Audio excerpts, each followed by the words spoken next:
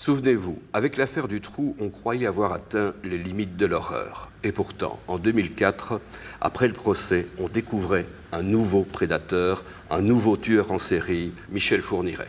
Oui, et quand Michel Fourniret enlève Marie Ascension en 2003, la jeune fille lui demande « Est-ce que vous faites partie de la bande à Dutroux ?» Et Michel Fourniret lui répond « Je suis pire que Dutroux ». Alors véritablement, avec le couple Michel Fourniret-Monique Olivier, on dépasse encore un stade dans l'horreur des faits. Ce que nous vous proposons ce soir, c'est de découvrir un reportage qui tente de comprendre le cheminement de ce couple diabolique à travers des témoignages de proches de Michel Fourniret et de Monique Olivier. Nous avons retrouvé le premier mari de Monique Olivier qui nous parle de la femme qu'il a épousée à l'époque. À travers aussi le témoignage de victimes qui ont réussi à échapper aux griffes de Michel Fourniret et puis surtout à travers des documents exceptionnels. Nous avons pu mettre la main sur les lettres que Michel Fourniret et Monique Olivier se sont échangées entre 84 et 87. Michel Fourniret est en prison et vous allez le voir, presque tout son projet d'avenir était déjà inscrit noir sur blanc. Et tout de suite, c'est le parcours du prédateur et de sa complice que vont vous retracer Daniel Remy et Nathalie Papleux dans ce nouveau dossier noir. Juin 2004, Monique Olivier avoue. Elle accuse son mari, Michel Fourniret, d'avoir assassiné 7 jeunes filles. La Belgique est sous le choc. Elle découvre un couple hors du commun dont l'existence a été vouée au mal pendant plus de 15 ans.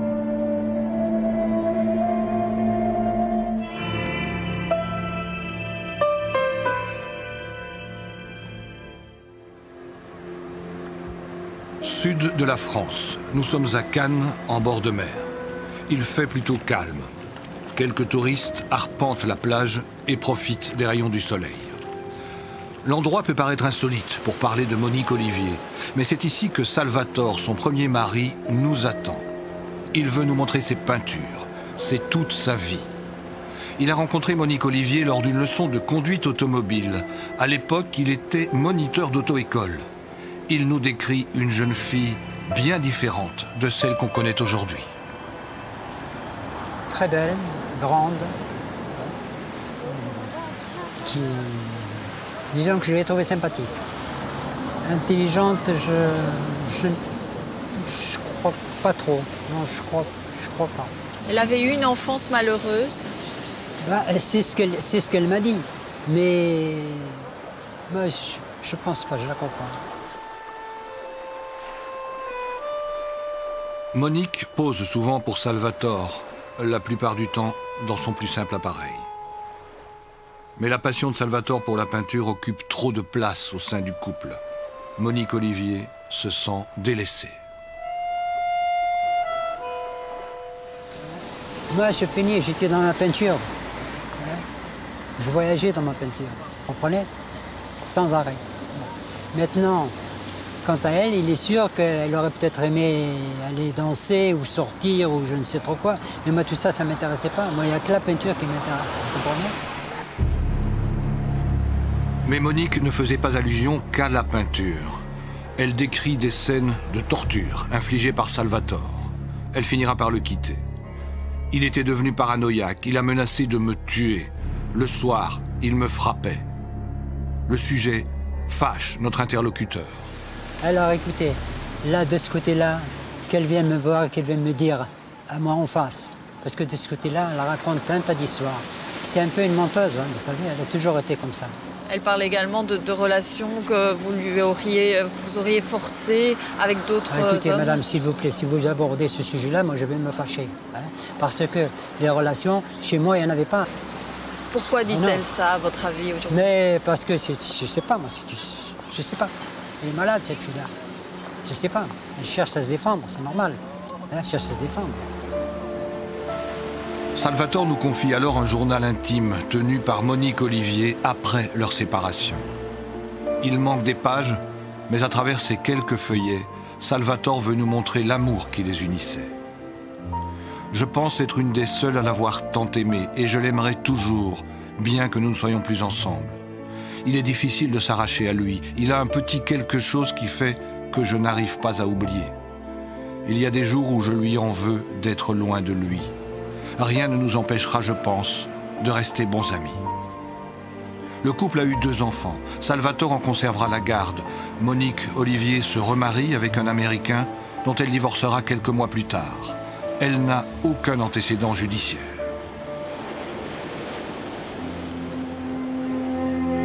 À 24 ans, Michel Fourniret, lui, est déjà connu de la justice. En 66, il est condamné pour avoir enlevé et tenté de déshabiller une gamine de 10 ans. 7 ans plus tard, il est condamné à Verdun pour exhibitionnisme. En 82, il croise la route de Daïna. À l'époque, la jeune fille n'avait que 14 ans. Elle descendait du train à la gare d'Épernon.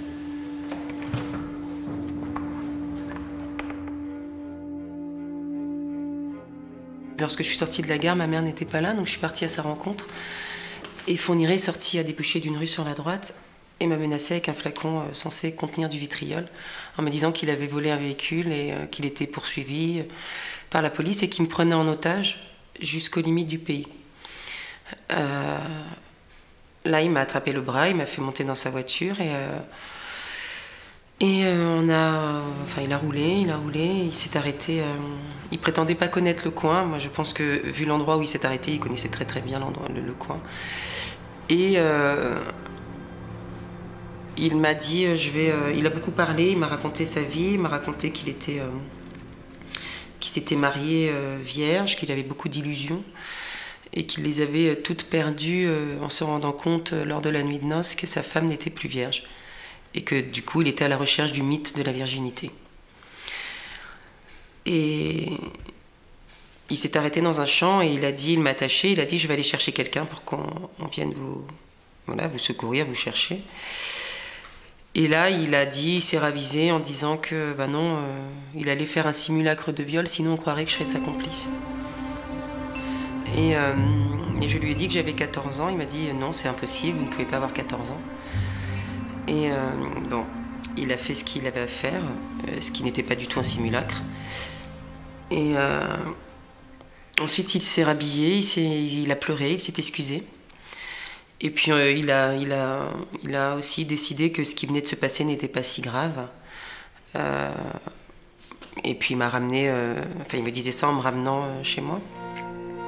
Et donc, en me demandant de ne pas porter plainte.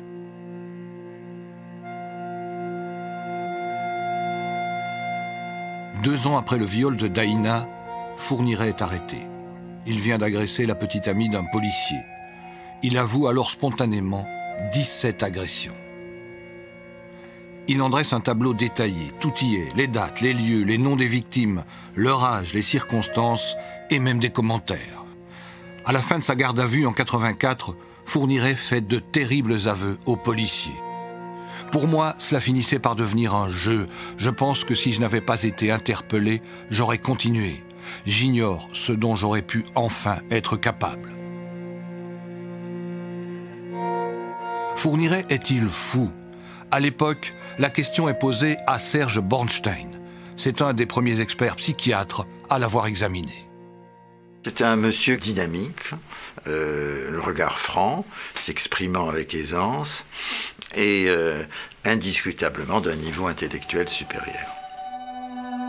L'entretien s'est déroulé donc dans des conditions favorables et mis en confiance, il m'a exposé son problème fondamental, essentiel, c'est-à-dire que n'ayant pas connu jusqu'alors de jeune fille vierge, il était ému par une espèce d'obsession d'en connaître absolument par tous les moyens.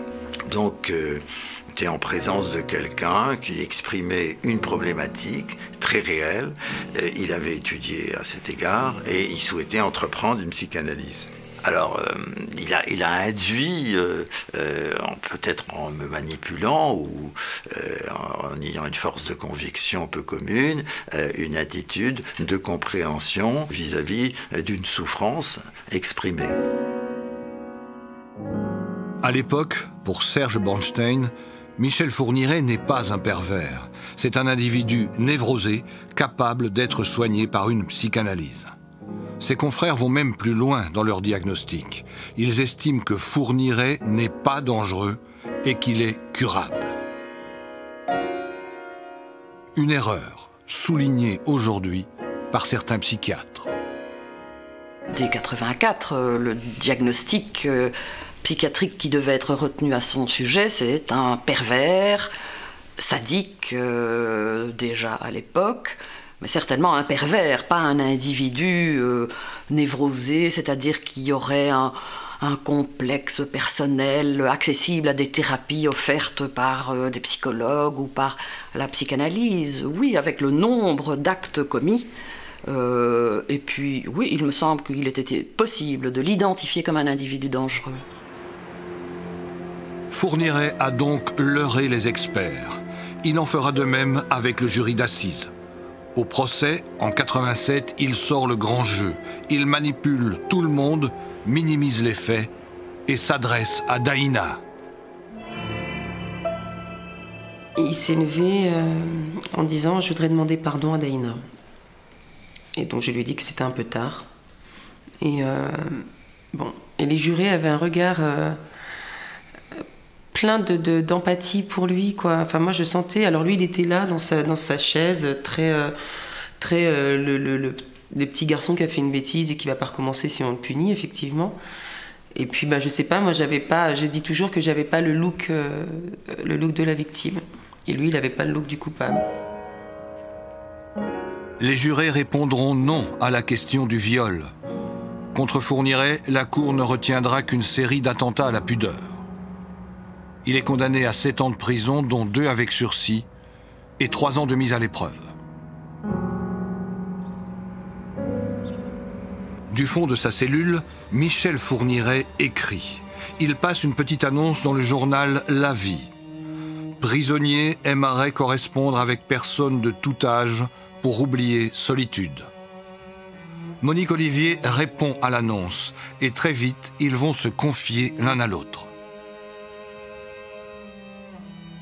Co-auteur avec Serge Bornstein d'un livre sur le couple diabolique, Christiane Jumeaucourt décrit la rencontre des 2 personnages.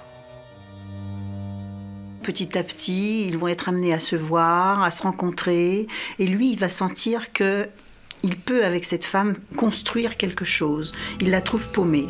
Très vite, Michel parle d'amour à celle qu'il baptise Natouchka. Déjà, on voit là le manipulateur qui va se dire « Tiens, avec cette femme, je vais peut-être pouvoir avoir un avenir 1000 fois meilleur que celui que j'ai eu auparavant. De toute façon, si je sors de prison, maintenant, ils ne me prendront plus, il n'y aura plus jamais de témoins, je vais m'occuper de mes victimes. Il va falloir les tuer. » Est-ce qu'il en parle avec Monique Olivier ? Il lui en parle effectivement en lui disant déjà je sais que tu n'es pas vierge mais je vais m'occuper de tes maris et il faut que tu me promettes que si tu me trouves des vierges, moi je vais m'occuper de tes 2 maris, il faut absolument les tuer. Voilà. Et elle accepte ce contrat. Au milieu de cet abondant courrier, une lettre attire l'attention. Tous les projets de Fourniret s'y trouvent. Qu'est-ce que je veux? Avoir de l'argent, liquider 3 types, disposer d'une jeune fente, enlèvement, restaurer un domaine, vivre en sauvage. Je ne sais pas si le pervers trouve la pervertissable, mais il est évident que là s'établit un pacte, si vous voulez, diabolique, où obligatoirement, quand il va sortir de prison, eh bien, les jeux sont faits.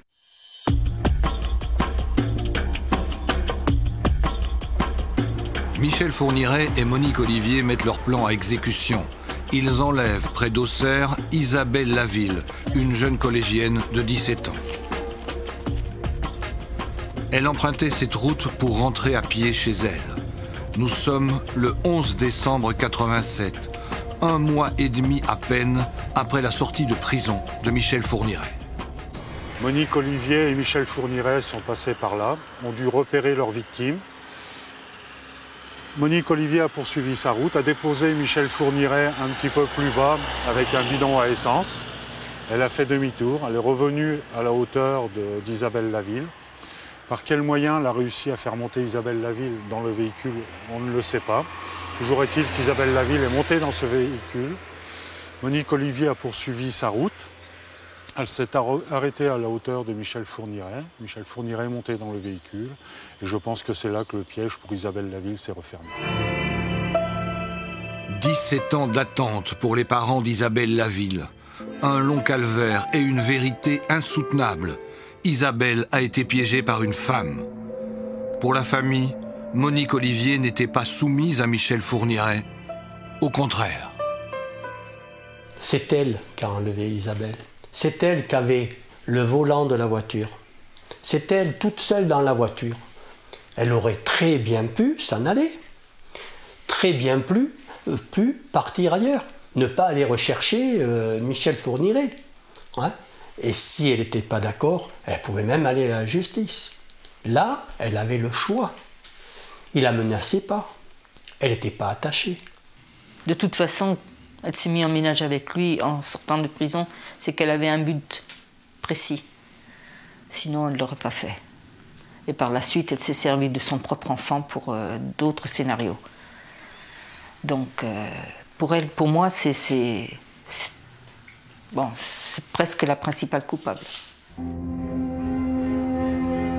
Michel Fourniret et Monique Olivier ont emmené leur victime à Saint-Cyr-les-Colons, un petit village situé à 15 km seulement du domicile d'Isabelle. Elle sera agressée sexuellement puis étranglée dans cette petite maison du village appartenant au couple.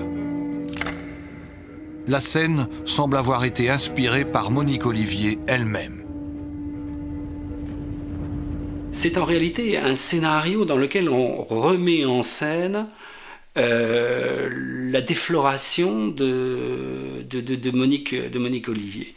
Ils ont choisi quelqu'un qui pouvait ressembler à Monique Olivier jeune, et ils remettent en scène cet événement qu'elle a très très mal vécu et que Fourniret lui reproche. Donc c'est un scénario, je dirais, signé Monique Olivier. Elle est la scénariste, il est l'acteur. On a souvent l'impression que les femmes sont plutôt à l'abri de la perversion, que tous ces actes ignobles ne peuvent être commis que par des hommes. Mais en réalité, il existe aussi une perversion chez les femmes, mais elle prend souvent la forme du masochisme, c'est-à-dire vraiment une complaisance dans la souffrance, presque un mode de jouissance dans la souffrance. Ces femmes-là sont parfaitement responsables de chaque acte qu'elles commettent, elles y prennent un très grand plaisir en tout cas. Une quinzaine de kilomètres séparent Saint-Cyr-les-Colons du lieu de l'enlèvement. Une enquête sérieuse aurait permis de cibler les suspects mœurs des environs. Fourniret en faisait partie. Il ne sera même pas interrogé. Curieusement, le dossier d'Isabelle sera classé 1 mois et demi après sa disparition.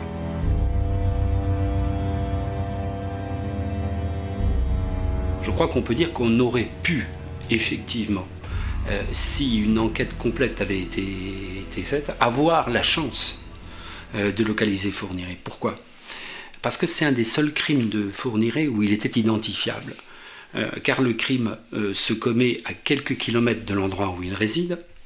Ça fait peu de temps qu'il sort de prison. On sait qu'il vient d'être condamné pour une infraction d'ordre sexuel.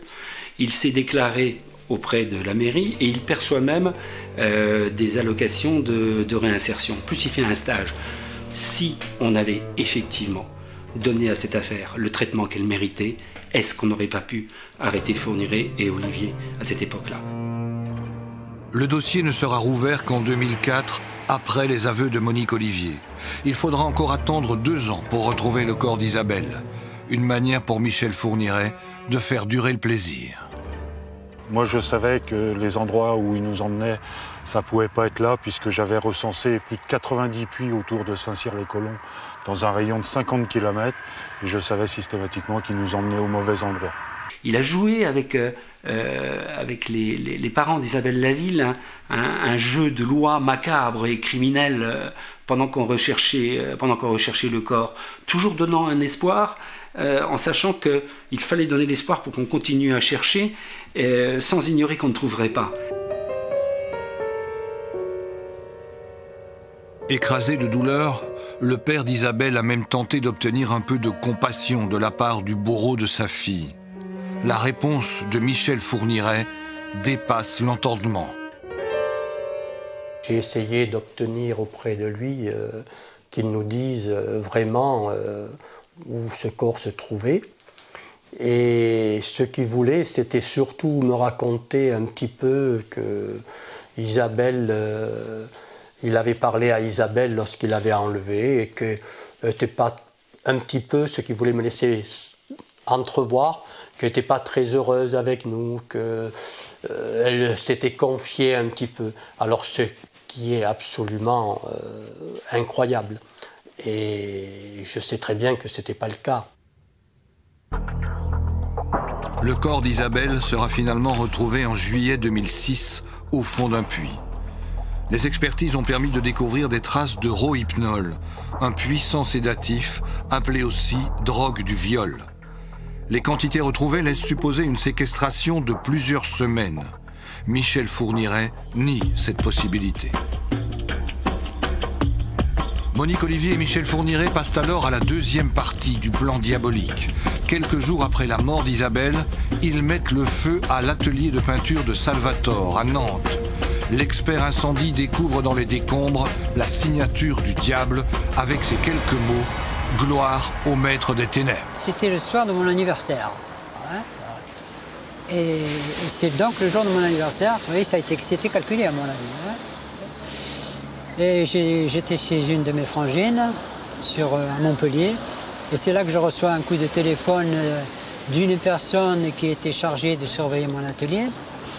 Bon, m'informant que l'atelier venait de brûler, qu'on avait saccagé mon atelier, brûlé mes peintures, etc. Qu'est-ce que ça a représenté pour vous? Ah bah, toute ma vie. Ouais, la peinture, c'est tout pour moi. Ouais, ça m'a fait beaucoup de peine. Lors d'une perquisition en 2003, les enquêteurs ont retrouvé ce dispositif artisanal rempli de cartouches de fusils de chasse. L'objet a été fabriqué par Michel Fourniret. L'intéressé affirme qu'il était destiné à éliminer Salvatore. J'avais l'intention de l'utiliser comme piège à l'encontre de l'ancien compagnon de mon épouse.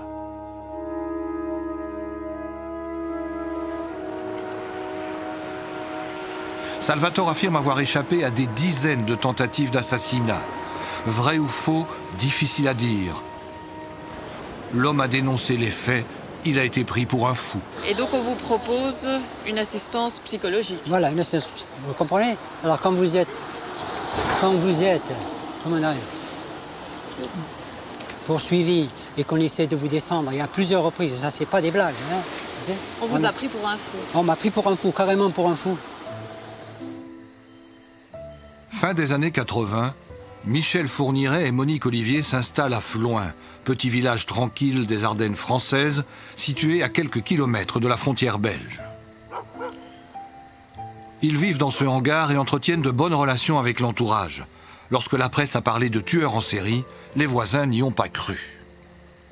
C'est le ciel qui nous est tombé sur la tête, parce que bon, on lui faisait quand même plus ou moins confiance, puisque nos enfants, nous, ont joué avec les siens, j'ai gardé les siens, on a eu des contacts, ça m'arrivait de venir boire le café ici, il venait boire le café à la maison, on a été à son mariage, on lui a fait plus ou moins confiance. Puis du jour au lendemain, on apprend qu'on a été trahis, ils nous ont menti tout le temps, on est tombé des nues.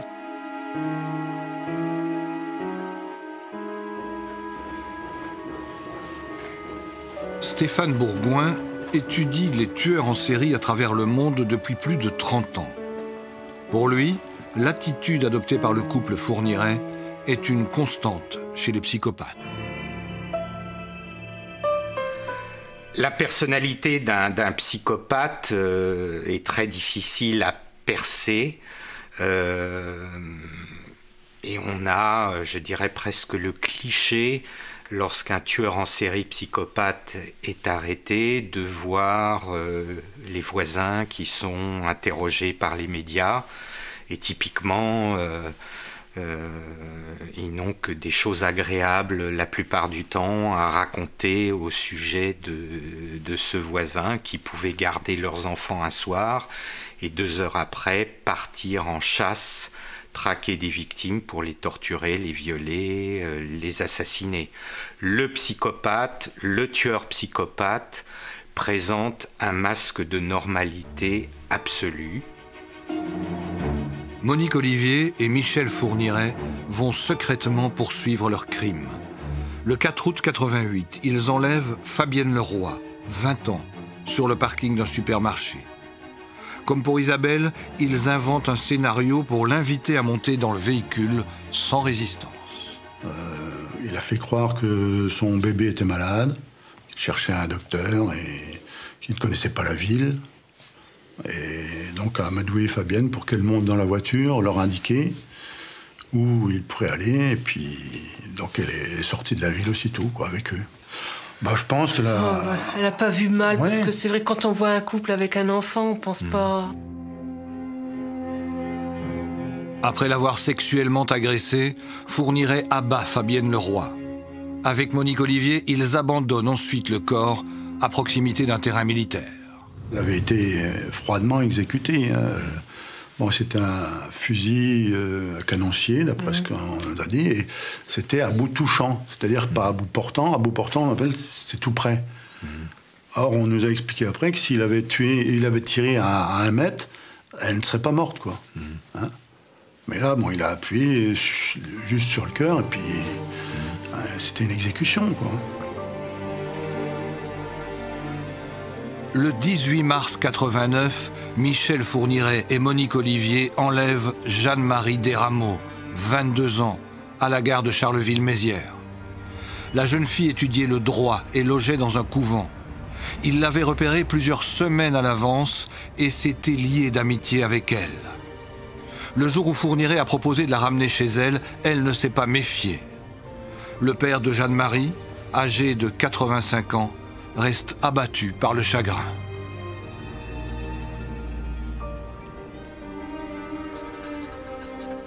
Elle était sérieuse, elle ne courait pas les rues, elle ne voyait que ses études. Mais les sœurs le disent elles-mêmes, elles savaient rendre service. Et un week-end, elle n'est pas revenue? Je souhaite à personne.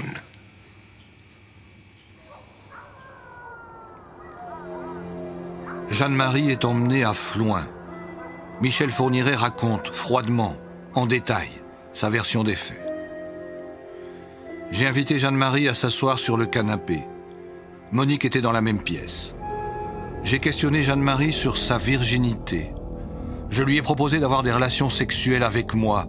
J'ai vu qu'elle tombait des nues. Elle a crié « Le bon Dieu vous punira ». J'ai serré le cou de Jeanne-Marie très longtemps. Les tueurs en série ont une mémoire prodigieuse en ce qui concerne leurs actes criminels. Certains d'entre eux, que j'ai pu rencontrer 20 ans après les crimes, vont vous décrire avec une profusion de détails les dialogues, les actions de leurs victimes, peuvent même vous parler des odeurs de la scène de crime. Ils vont vous mimer toute l'interaction entre eux et la victime, ce qui vous montre à quel point chez eux, ces fantasmes ne disparaissent jamais. Jeanne-Marie Desrameaux sera enterrée dans une allée de ce château, au Sautou. Une autre petite fille, une Belge cette fois, sera ensevelie quelques mois plus tard sous 3 mètres de terre, à l'arrière d'une dépendance. Elisabeth Brichet n'avait que 12 ans. Elle a été enlevée en décembre 89 à Saint-Servais, près de Namur. Fourniret décrit sans état d'âme l'agonie de la fillette. Un récit insoutenable pour les parents.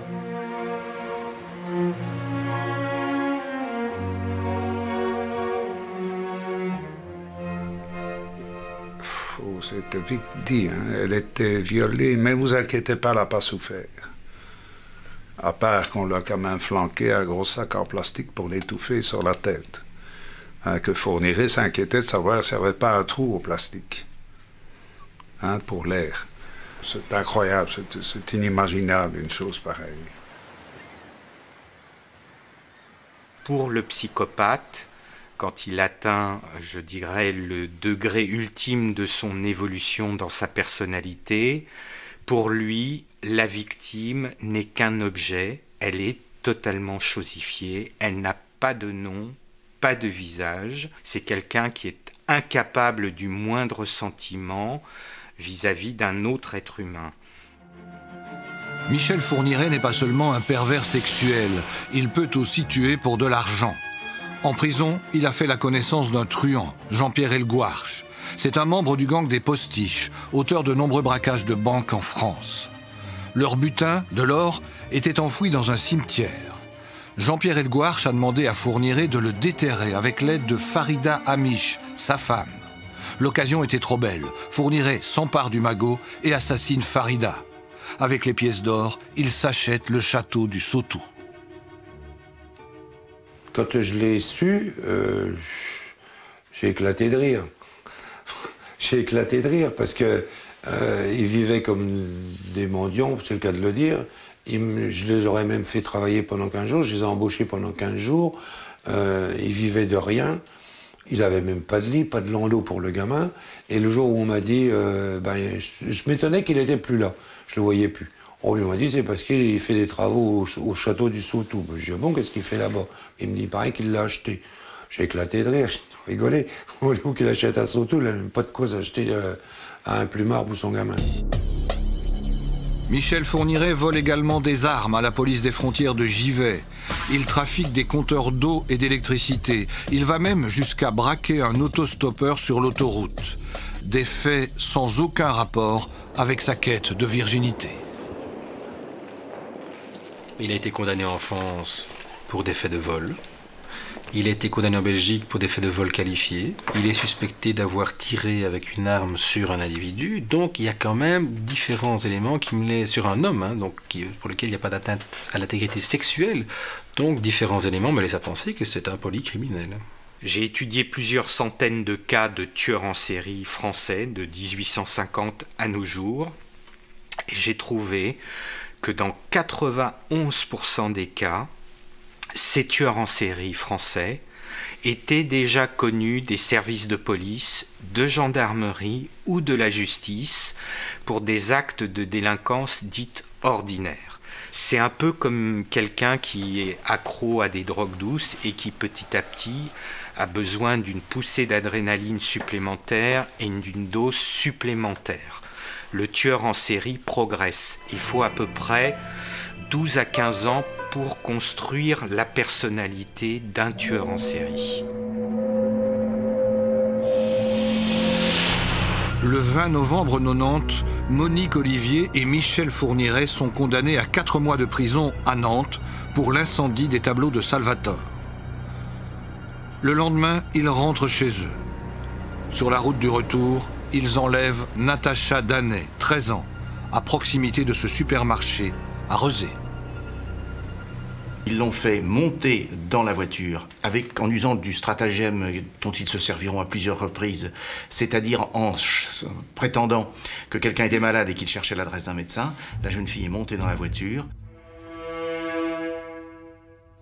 Toute cette préparation, tout ça participe à sa jouissance, je dirais, intellectuelle et psychologique, et lui procure, j'en suis certain, autant de plaisir que l'acte criminel en lui-même.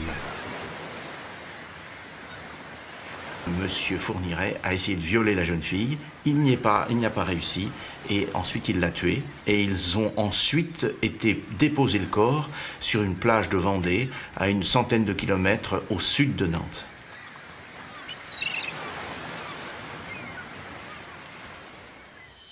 Même sans l'aide de Monique Olivier, Michel Fourniret continue d'agresser des jeunes filles. En juin 89, il braque un pistolet sur Evelyne, une infirmière de 33 ans. La jeune femme se débat, Michel Fourniret s'enfuit, il est identifié grâce à son numéro de plaque. En 90, il accoste une jeune femme à Sedan. Il lui montre un revolver, raconte qu'il est en fuite et qu'il a besoin d'un otage. La jeune fille est attendue par son fiancé de l'autre côté de la route. Fourniret s'enfuit. Face au juge à Verdun, Fourniret prétend qu'il voulait seulement voler leur portefeuille. Son stratagème est pourtant connu. Il l'a utilisé en 82 pour enlever Daïna et d'autres jeunes filles. Mais la justice ne fait pas le rapprochement. Il est donc condamné à 15 mois de prison pour vol avec violence et purge 5 mois à la prison de Bar-le-Duc. Fourniret s'en sort à bon compte. Il a compris depuis longtemps comment se jouer de la justice. Ils sont rusés, manipulateurs, donc ayant eu affaire déjà à la justice et à la police, ils savent comment effacer des traces de leurs crimes, comment échapper éventuellement aux enquêteurs. Donc c'est une intelligence qui est vouée entièrement au mal.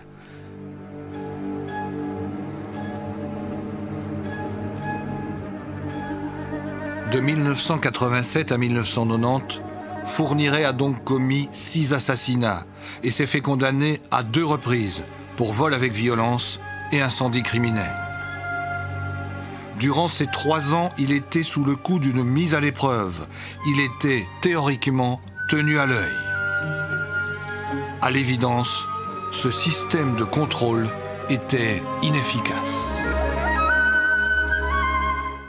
On a laissé sortir un type de tôle qui était censé être sous le coup d'une mise à l'épreuve, donc surveillé par un juge d'application des peines, et que visiblement, ça n'a pas été fait. Et donc, on l'a remis en liberté en lui donnant le droit d'aller tuer. Le couple déménage à nouveau. Mais cette fois, il passe la frontière belge et s'installe à Sarre-Custine, un petit village des Ardennes. L'administration communale réclame à la France le casier judiciaire de Michel Fourniret. Mais à l'époque, les casiers ne circulent pas entre les 2 pays. Supposé être blanc comme neige, Michel Fourniret va donc obtenir tout naturellement un certificat de bonne vie et mœurs.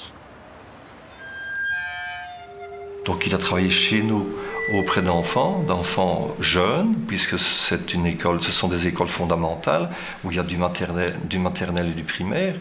Il a travaillé dans une école secondaire à Saint-Hubert. Il a travaillé encore en d'autres endroits. Et c'est vrai qu'ici, il a été introduit par son épouse. Donc il avait trouvé le moyen d'entrer en contact avec des enfants. Plus incroyable encore, la France a effacé le passé judiciaire de Michel Fourniret. Sur 5 condamnations, 4 ont disparu. Son casier judiciaire était vierge, totalement vierge, parce que, là encore, il y a une législation en France avec la réhabilitation légale ou la réhabilitation judiciaire qui fait que certaines condamnations, au bout d'un certain temps, sont effacées, ne figurent plus sur le casier judiciaire. Alors c'est aussi, là, peut-être... au moins pour certains crimes ou pour certains délits, notamment les délits sexuels, c'est peut-être également une piste de réforme, une réflexion que l'on peut engager. Nous nous sommes rendus au casier national à Nantes pour en savoir plus. Personne n'a été autorisé à nous répondre. Pour certains avocats des victimes, l'État français va devoir rendre des comptes. Il est évident que ça n'est pas normal. Bon, il y a des effacements, il y a des réhabilitations parfois dans les casiers judiciaires, mais à ma connaissance, il faut des procédures pour ça, elles n'ont pas été menées. Donc il faudra qu'on nous donne des explications. Une fois installé en Belgique, Michel Fourniret prétend avoir connu une période d'abstinence de 10 ans.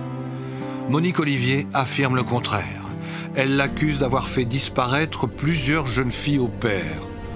L'une d'entre elles aurait séjourné chez les Fourniret en 1993. Madame Olivier dit que M. Fourniret a tué cette jeune fille au pair. Comme on l'a développé à l'époque, M. Fourniret est monté de nuit par une échelle, par l'extérieur, est entré dans la chambre de la jeune fille. Madame Olivier aurait été surprise par les bruits, les cris de cette jeune fille. Elle serait arrivée dans la chambre, M. Fourniret était nu. La jeune fille était fâchée et M. Fourniret aurait tué cette jeune fille. Et par la suite serait parti avec le corps de cette jeune fille. Voilà, ce qu'on peut dire, c'est qu'il y a plusieurs éléments qui corroborent cette version, qui nous semblent crédibles. De là à dire c'est la vérité, je ne peux pas vous l'affirmer aujourd'hui.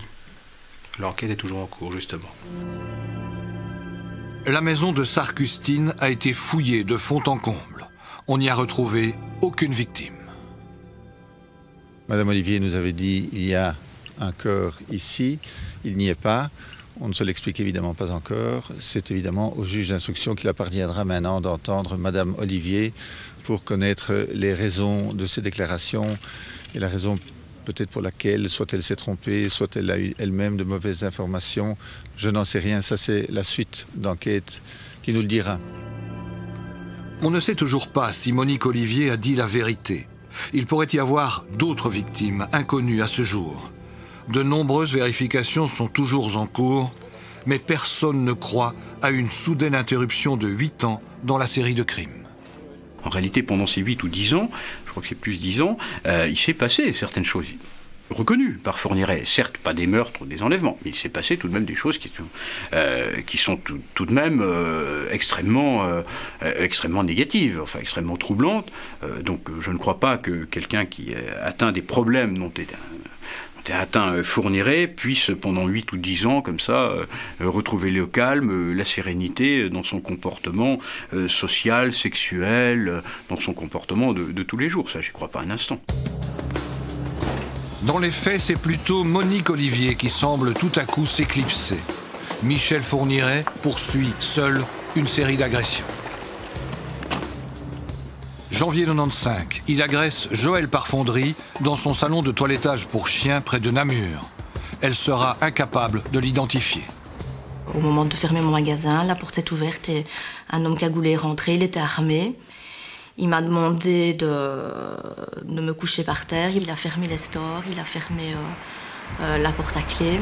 Il a dit qu'il était poursuivi par la police, qu'il venait de faire un braquage, qu'il avait fait un casse. À un moment, je lui ai dit que j'étais enceinte. Je me suis dit, je vais lui dire que je suis enceinte, peut-être que ça va m'aider. Puis il a demandé donc d'aller dans la pièce à côté. C'était un genre de toilette avec une petite salle de douche. Et là, il a demandé de me déshabiller. Il m'a demandé de me coucher par terre. Là, il s'est couché sur moi. Il a retiré son pantalon. Et donc là, j'ai commencé à être vraiment dans un état à pleurer, enfin à le supplier de me laisser. Et à un moment, je me suis dit, je vais faire comme si j'avais très mal au ventre, comme si je faisais une fausse couche ou quelque chose comme ça, le fait d'avoir dit que j'étais enceinte. Et alors là, j'ai commencé à pleurer, lui dire que j'avais très mal au ventre, que c'était sûrement un problème pour mon bébé. Donc je lui ai dit appeler l'ambulance, j'ai besoin d'aide, enfin voilà. Et à un moment, donc, la porte de la toilette s'est ouverte, il est allé dans le couloir, et là j'ai vu qu'il n'était plus là. Donc j'ai fermé la porte à clé et j'ai appelé mon papa tout de suite.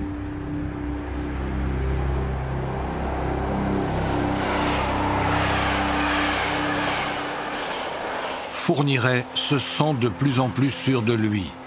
Février 2000, il tente d'enlever Sandra Noireau, 14 ans, sur le quai de la gare de Jeudine, à quelques kilomètres seulement de Sarre-Custine. Sur le coup, l'adolescente ne pourra pas l'identifier. 5 minutes après mon arrivée, j'ai repéré un homme qui surveillait tout autour de la gare par les fenêtres et tout ça. Il est venu ouvrir la porte d'entrée de la gare et m'a accosté, m'a demandé si ça m'intéressait de l'accompagner avec lui pour m'emmener là où j'allais. Et il me proposerait 10 000 francs. Et à ce moment-là, j'ai dit non, qu'il n'y avait pas... Enfin, je ne voulais pas en fait. Hein. Et puis là-dessus, bon, il a insisté, il m'a pris le bras, il m'a dit allez, ça vaut la peine et tout, c'est de l'argent. Et puis là-dessus, sur la chance, j'ai eu mon train qui est arrivé et j'ai vite pris mon train. Voilà, c'est comme ça que ça s'est passé. Mais quand il m'a interpellée, par au-dessus de son épaule, j'ai remarqué une camionnette et là, je me suis dit non quoi. Et je suis partie. N'aurait-on pas pu arrêter Fourniret à ce moment-là? À l'analyse, rien ne permettait à la justice de remonter jusqu'à lui. Je ne demande pas mieux que d'arrêter un délinquant dès l'instant où je peux l'identifier. Mais comment est-ce que vous vouliez que je puisse identifier quelqu'un que je ne connais pas, dont je n'ai pas de description précise en soi, et rien ne permet de dire à l'époque, il n'est même pas cité comme suspect à l'époque. Donc je ne peux pas commencer à l'indaguer. Je dis qu'avec le recul, c'est tellement facile de venir dire qu'il suffisait. Avril 2001, Michel Fourniret tente d'enlever une cycliste à Ans-sur-Lesse. Il l'invite à monter dans sa camionnette. Elle refuse. Il l'attend un peu plus loin, près d'un arrêt de bus. La jeune fille sent le piège. Elle mémorise son numéro de plaque et s'enfuit. Cette fois, Fourniret est identifié. Mais il est intelligent et va se forger un alibi en béton.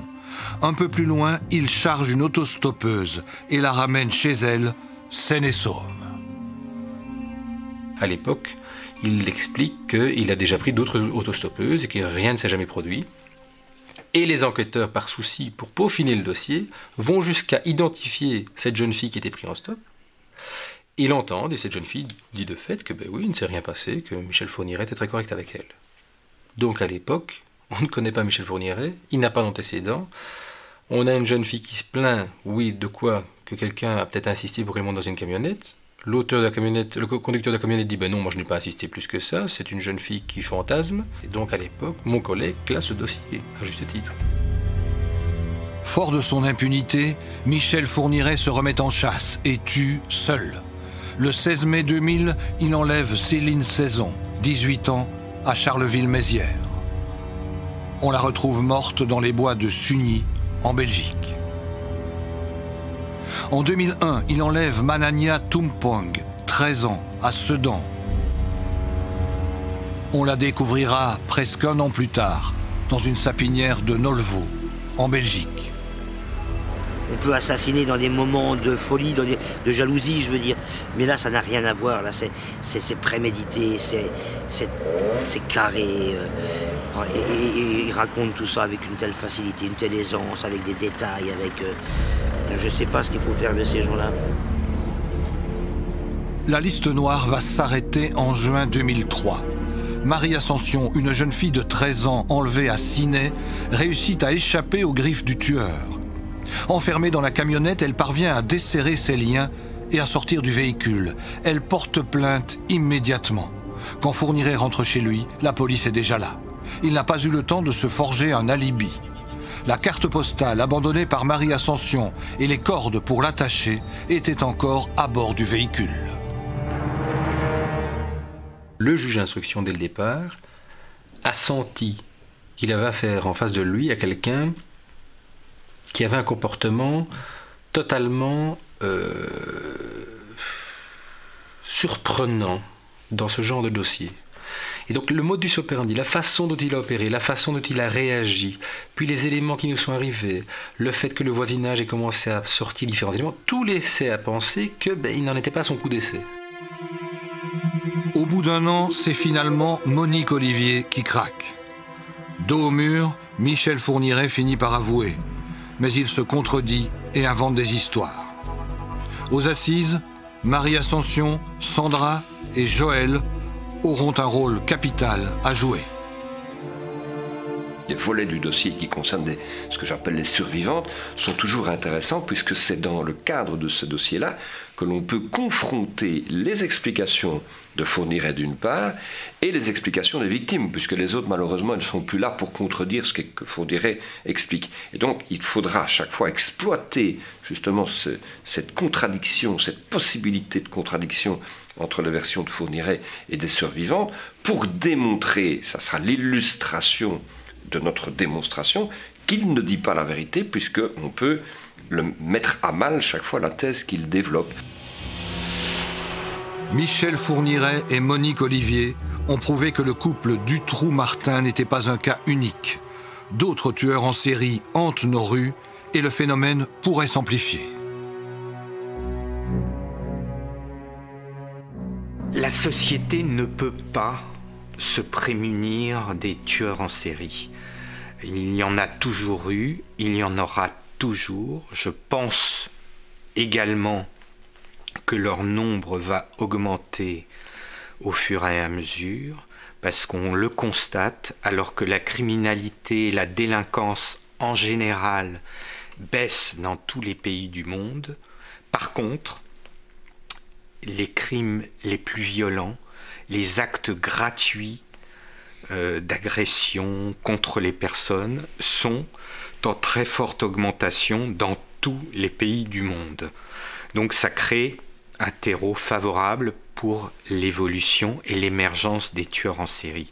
Par contre, la société peut et doit se doter de moyens de plus en plus importants pour pouvoir arrêter plus rapidement ces tueurs en série.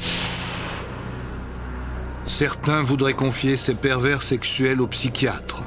La majorité d'entre eux s'y refusent.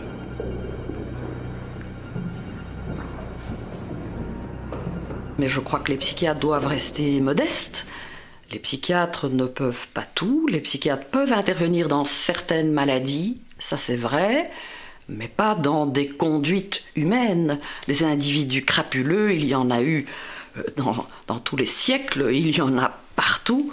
Je trouve que ce n'est pas aux psychiatres à s'occuper des individus crapuleux, c'est à la justice. La justice doit donc régler le problème. Encore faut-il qu'elle en ait les moyens.